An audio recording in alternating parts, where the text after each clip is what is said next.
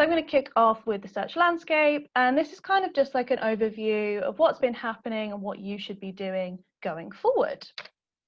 So for those of you who've not seen me talk before, it all kicked off about a year and a half ago when me and the team put together a SERP Features glossary, mainly because there were so many things appearing and we didn't really have a uniform way of describing things. Nothing had the same name across different blog posts in the industry. Different people were calling everything different things. So we put together a SERP Features glossary. It's got over 40 different SERP features in there with screenshots and descriptions. So if you've not seen that before, go and check it out. Because we did that work, we've been able to speak at a few events. So there's some videos there if you want a bit more detail that I'm not going to go through today. Do feel free to check out those videos, a bit.ly links. So there's one from Brighton SEO and one from TurnDigi. So the whistle-stop tour on SERP features is that they generally fall into two buckets. We've got rich snippets on the left-hand side and blocks on the right. Your rich snippets are elements that enrich the snippet that you already have. So if you have a ranking URL in the SERPs, these are things that you can add on to that to make them better, improve your click-through rate, take up more space. Then we've got blocks. Not a very creative name for them, but you can see why we call them blocks. They're also sometimes referred to as universal results. And these are kind of separate to your Tembly links. They're big blocks, they take up a lot of space. Like think of map packs, they take up a huge amount of space and they often push our organic results down the page. So it's really important that we're aware of these.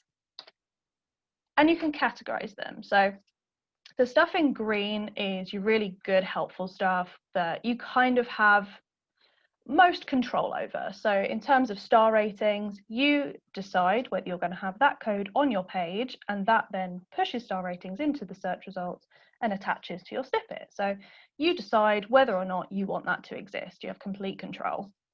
The orange, this is more like your featured snippets. You don't control whether Google puts these in the SERP landscape, but you can damn well try and fight for them and win them. Then we've got the red stuff. So this is your Google-owned things like knowledge cards that can indicate zero-click searches, brand-owned knowledge panels, and all those paid elements like flights and hotels. So just to give you a really good overview of what the search landscape looks like in terms of SERP features. So this is from August 2020. This is just a snapshot of a day where you can see that across the entire keyword set, which I think is over 20,000 keywords, we have a huge amount of PAA blocks. So these are your people also ask. They are prevalent across almost all industries. So if you don't have a PAA strategy in place, make sure you're getting one. Then we've got RS site links. So RS is the rich snippet from that left-hand bucket earlier. Rich snippet reviews, rich snippet images, not to be confused with images blocks, which is the orange thing on the right-hand side there. So your rich snippet image, you mainly see these on mobile, and it's a tiny, tiny image that attaches to your actual ranking URL, whereas your image block is the block of images that takes you through to image search. Then we've got featured snippets, maps, AMP, videos, all sorts of fun stuff going on. These are like your priority SERP features. But that's just one day. If you've not checked this out already, please go and have a look. We have a live SERP features report that tracks every single day, so you can see how things have changed. And we're going to do a little bit of a deep dive into this in a moment. But not all SERPs are created equal either. I'm sure that most people on this webinar are from a variety of backgrounds. So the keywords that we use are spread across 24 different industries. So it's a lot in here and they vary significantly. You can see from this diagram that's also in that live report that each of these different verticals varies significantly. The yellow is the PAAs. So as I said, they're prevalent across most sectors. But the amount of SERP features you see varies significantly. The distribution and the prevalence of other SERP features is all very different, all very exciting. If you don't see your vertical here, do get in touch. We're always happy to add in more keywords. We also offer custom search landscape reports. So just let us know if that's something you'd be interested and let us know. Yeah. So let's have a look at the past year. This is that graph, but over time for every single vertical. So this is just a holistic view of what was going on.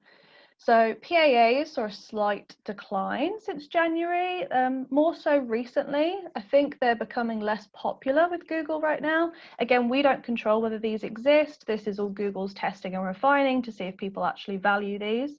They are really helpful, and if you have a PAA strategy, it's a really good way of increasing the content and improving the content on your landing pages by answering these relevant questions. We saw a drop in rich snippet site links in February. Rich snippet site links are a little bit of an internal linking dark art for me. Often you might have them and you don't know that you have them. And sometimes they can link to the complete wrong pages. So being aware of when they're appearing for you versus competitors, what they've done, what you've done, they're very, very common. So keeping an eye on these can really help or hinder your click-through rate depending on what links are coming up. We saw a huge drop in related searches, which I will touch on a bit later. And rich snippet images and rich snippet reviews have been rising slightly over time. Now, in terms of rich snippet reviews, that can be that the people that we're tracking are starting to implement that schema more frequently, or it can be because this is just page one because it's a huge amount of data. It could be that people with reviews are appearing more on page one, or a combination of the both.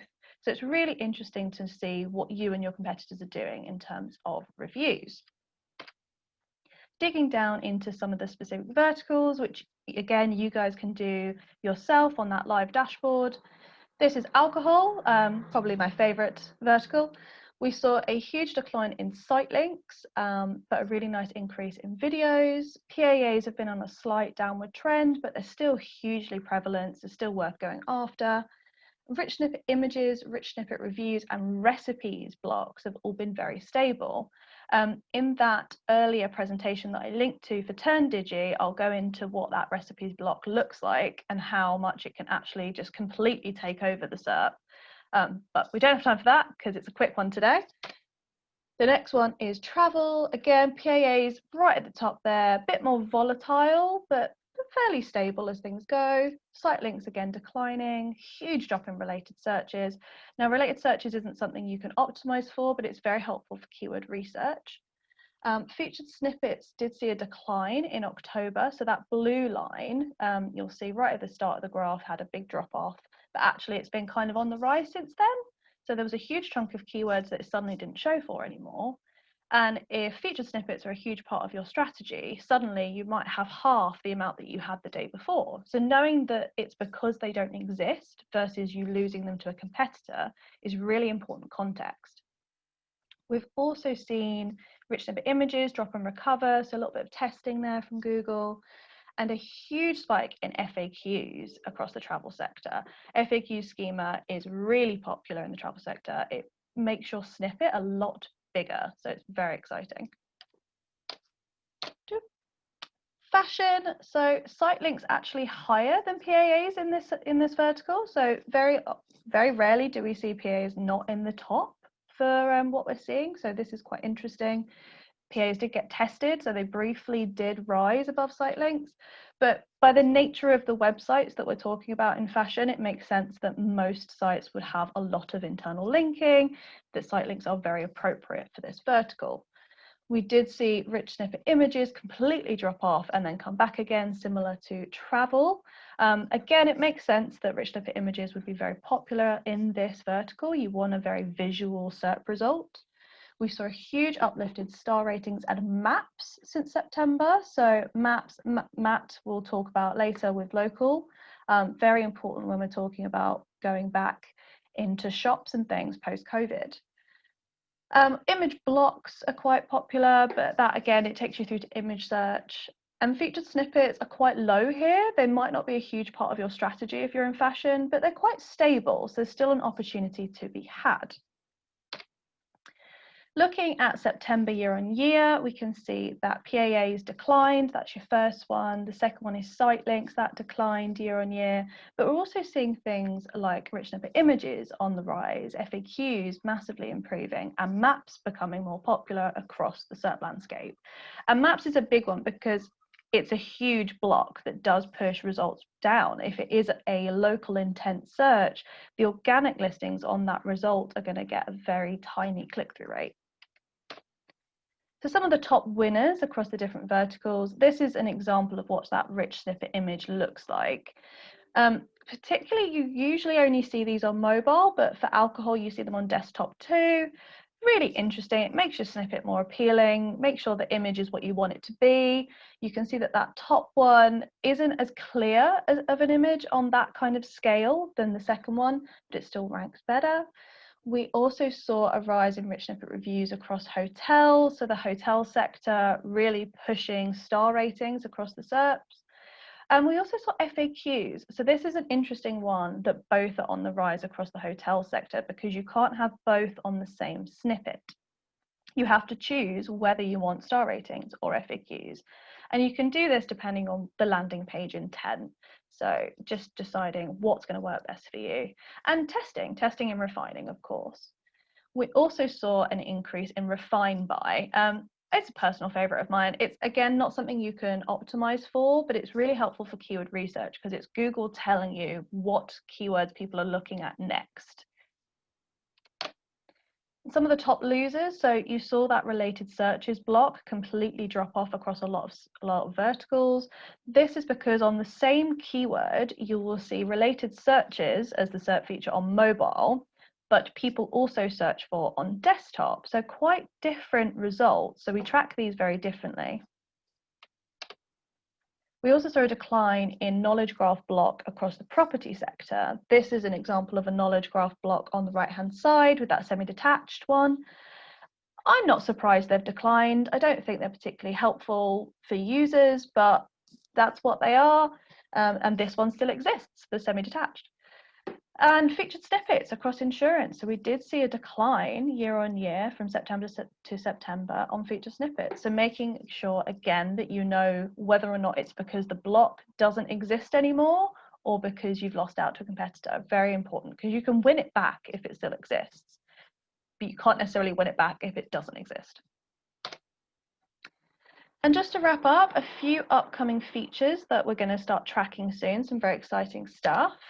This is probably one of my favorite ones. This is View in 3D. Essentially, it's schema that you add to a product page that allows you to view the product in 3D. You can also, with the right device, put it into augmented reality. So the picture on the left-hand side is that handbag on my living room floor with a cable in the background. Apologies, I didn't tidy up first. But really exciting and really interactive elements that you can add to your listing. We're also going to see popular products. Now, this is something that you already see in the US search landscape because Google Shopping is organic now there. So these are all organic shopping listings being pulled through into your normal search landscape, into the normal SERPs. And of course, Google Shopping. So I know Sarah's going to talk a lot more about this in a little while, but essentially we're working with our partners, Myposio, to create a industry first, I believe, ranking report for Google Shopping, which would be super, super exciting. So that's everything from, I appreciate that was quite a speedy update, but hopefully that gives you a taste of what the search landscape is doing.